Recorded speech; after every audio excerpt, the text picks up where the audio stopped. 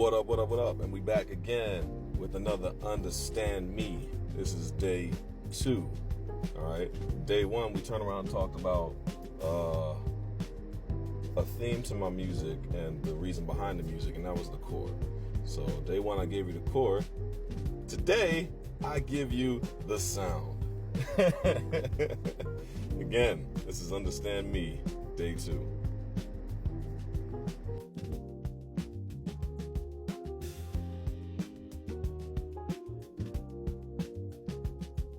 All right, so here's the 411 on the sound, right?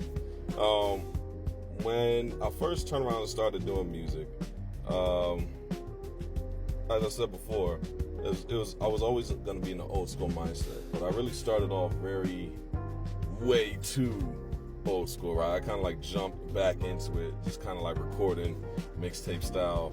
I used to turn around and do stuff where I would record inside of the car.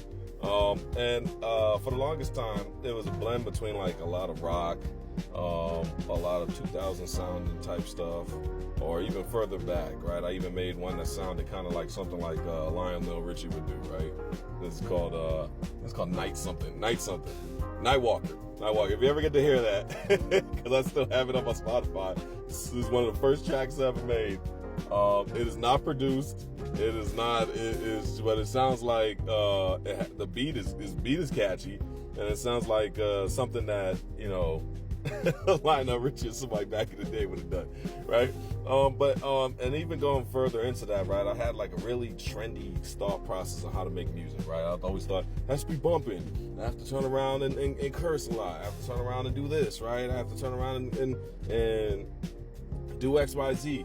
And thank God, common sense kicked in, and I started getting back to the roots. So I took the fiber of where I was going, right, but put it back with more of a bigger thought process. So the thing to understand is that when I turn around and do my vocals now, is I do my vocals with a smoothness to it, right? So, and that's not being braggadocious. I do it with a smoothness to it. So I want you to hear the words I'm doing.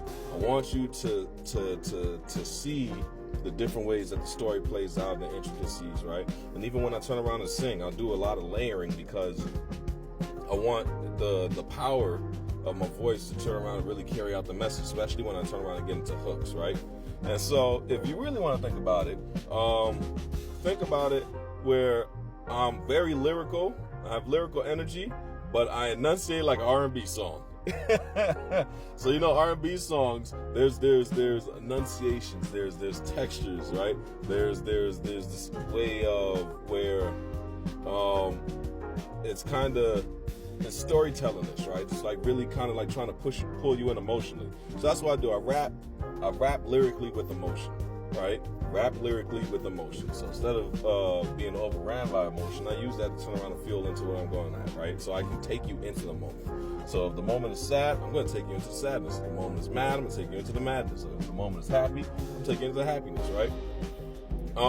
And then you take that, right, and then you put that over boom-bap beats, right? Soft pianos, strings, and a lot of times there's like this kind of this ambient sound in the background where it's like transitions, right? I always turn around and transition everything with melodies and harmonies and stuff like that, even in the beats that I create, right?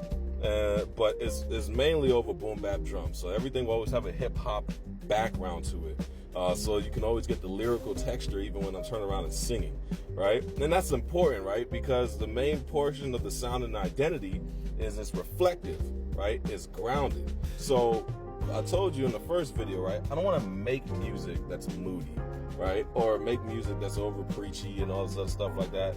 Because that's the reason why today people turn around and try to shun conscious music, right? Especially in the hip hop format, right? Because everybody feels like there's no way to turn around and do that kind of level or style of music, right? Without it having to turn around and be all the way to the extreme. It does not, right? You can be reflective and grounded and not moody. I want you to do more than just be sad and depressed. I want people to find the solutions. I want people to find accountability. I want people to turn around and reflect. I want people to turn around and seek out, search for answers, right? Look within yourself. Can't do that if you're moody. And so it's important to turn around and navigate that. And then if you were to turn around and take a portion of how everything was, right? I would say a good portion of it is hip hop. A good portion of the music I do is hip hop. It's gonna be hip hop. I'm from Brooklyn.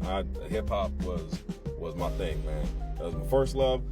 Reggae is my second, right? But hip hop was my first love. Always loved hip hop.